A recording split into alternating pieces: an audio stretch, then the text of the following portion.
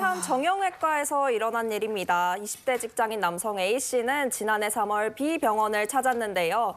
왼쪽 발목이 아파 걷기 힘들어진 A씨는 담당 의사와 상의를 한 후 발목 수술을 받았다고 합니다. 그러나 약 2시간의 수술이 끝나고 마취해서 깨어난 A씨는 자신의 발을 보고 경악하고 말았는데요. 의사가 왼발이 아니라 멀쩡하던 오른쪽 발목뼈를 수술했던 것입니다. 말도 안 돼. 아니 오른쪽 발목 수술은 할 필요가 없었는데 병원에서 이거 착각해가지고 오른발을 한 거란 말이에요? 멀쩡한 발을?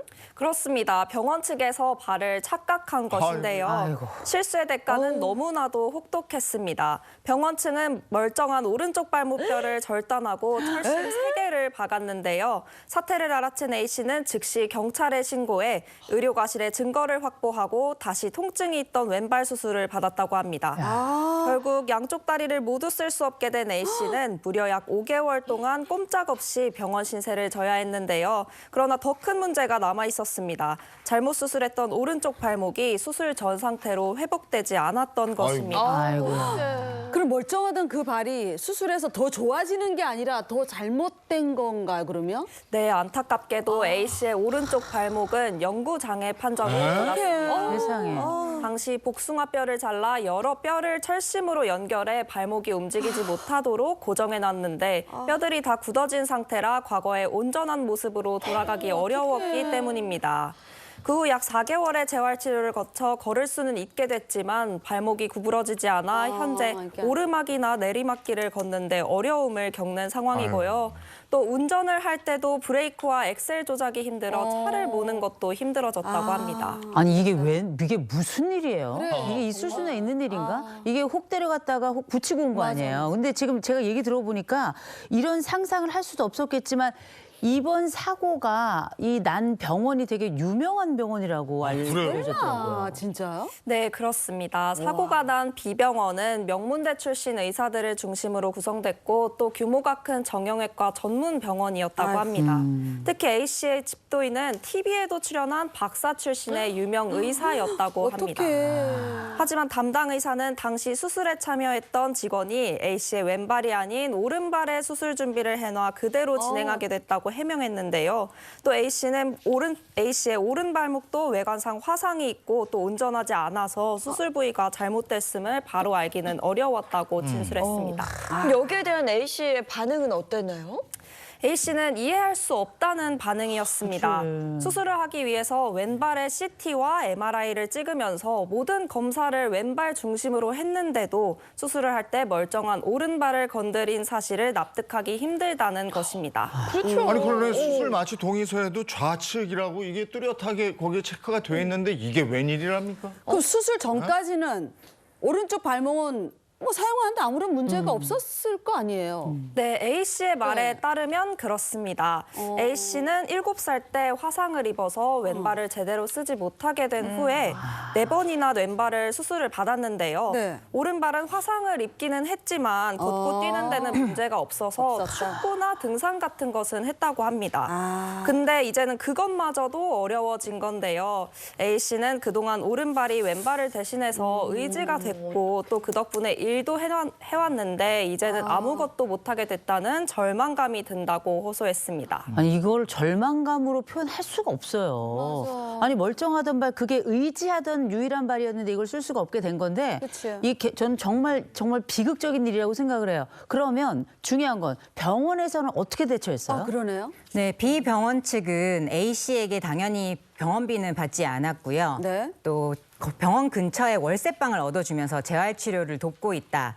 그리고 주 1회 정도 점심 식사도 같이 하면서 병원에 대해서 어떤 불만이 있는지 앞으로 어떻게 해줬으면 좋겠는지 대화를 해나가고 있다라고 밝혔는데요. 사실 이 정도만 가지고 A씨의 몸과 마음의 상처를 치유하기는 어렵습니다. 맞아요. 네. A씨는 평생 이렇게 살아야 되는데 병원과는 보상금도 제대로 의논되지 않았다. 수술하고 나서 1년 가까이 지났는데 거의 방치된 기분이다라고 밝혔고요. 그리고 내 사연이 세상에 널리 알려져서 다시는 이런 일이 벌어지지 않았으면 좋겠다라는 바람도 전해왔습니다. 네, 수술 관련 문제가 있었던 게 지난해 3월이었는데 벌써 10개월째 이 보상금 문제조차 해결하지 않고 있는 상황인 거예요.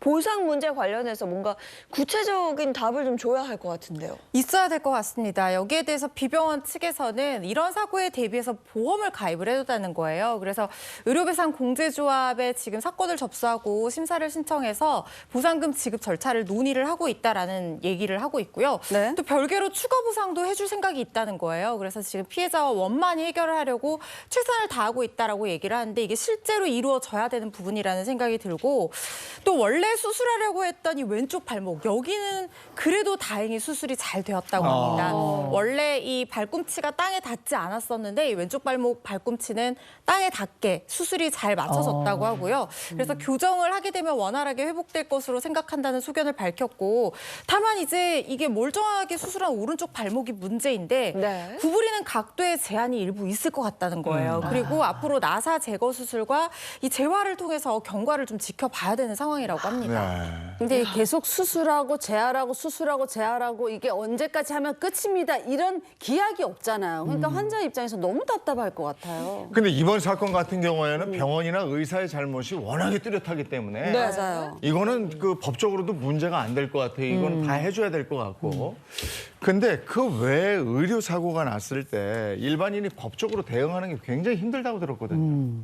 네, 그렇습니다. 이 의료소송의 경우에는 의학적인 지식도 중요하지만 이 손해배상 소송이라는 법적인 쟁점에 대한 이해도도 높아야 승소할 수 있다는 특징을 가지고 있는데요. 가장 중요한 점은 결국 과실이 있었는가를 증명하는 것, 입증하는 게 가장 큰 문제가 됩니다. 병원 측에서는 사실 이 사건 하나를 손해배상 해주는 것도 문제가 될 수 있지만 앞으로 향후에 이런 사실이 소문이 나거나 밝혀지게 되면 뭐 의료 행위를 해나가는데 어려움이 있을 수 있기 때문에 이게 사실은 이 의료사고가 있었다라는 부분을 인정하는 것도 어렵고요.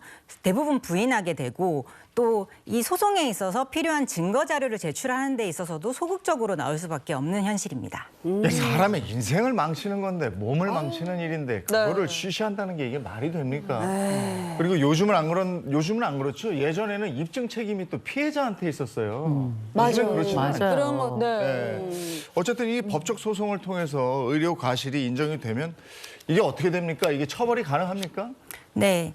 보통 의료상 과실로 인해서 피해를 입었다라고 하면은 병원과 의사를 상대로 업무상 과실죄로 형사처벌을 구하는 소송을 진행하게 됩니다. 근데 형법상 업무상 과실치상죄는 이 업무상 과실로 인해서 이 과실로 사람을 다치게 한 사람은 5년 이하의 금고 또는 2천만 원 이하의 벌금에 처해지도록 한다라고 규정이 돼 있습니다.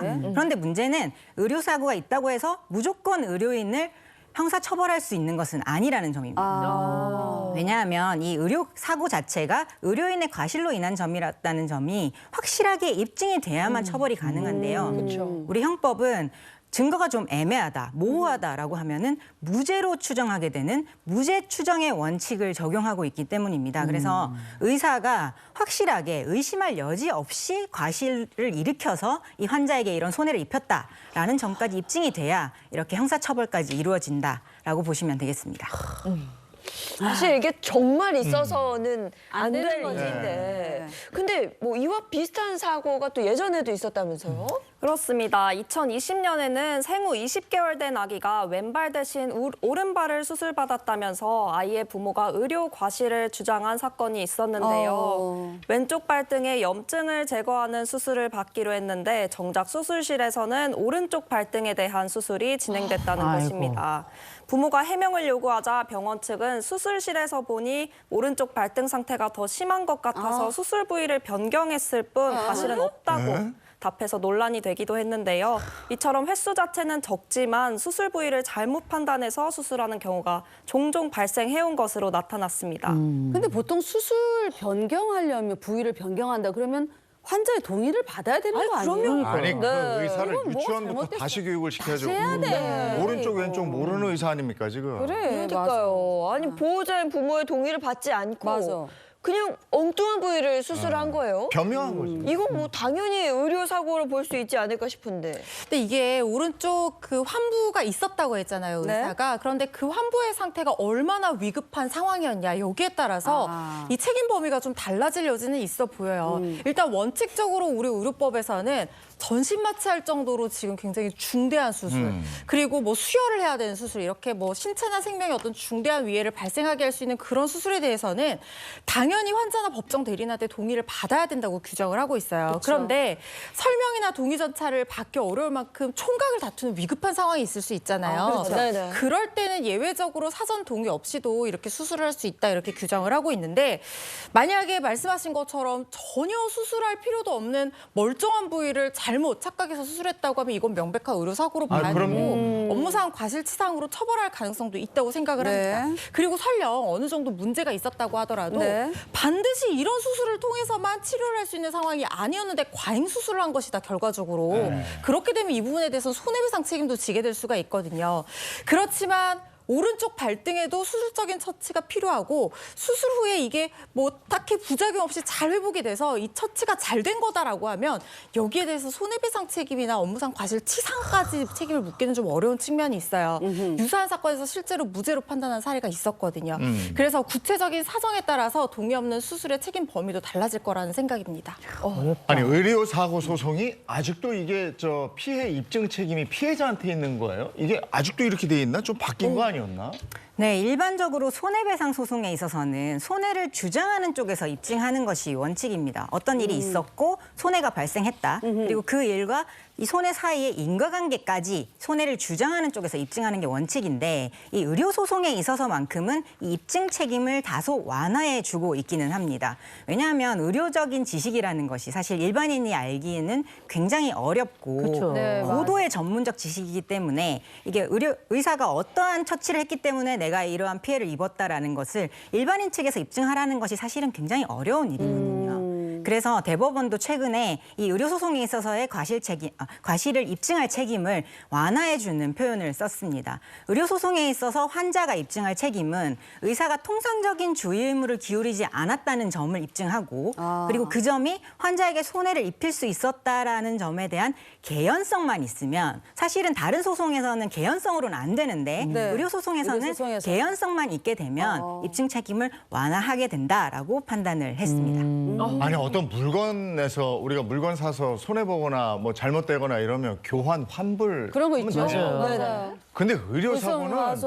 내 가족의 나의 몸이 완전히 망가진 거잖아요. 이걸 뭐 교환을 합니까? 이걸 뭐 환불 받았다고 이게 끝납니까? 근데 그걸 입증하려고 의료 소송을 벌이면 피해자가 너무너무 힘든 거예요. 맞아요. 잘못된 거 아닙니까, 이거? 네, 이거 제도적으로 좀 확실하게 마련이 됐으면 좋겠다, 이런 생각이 듭니다.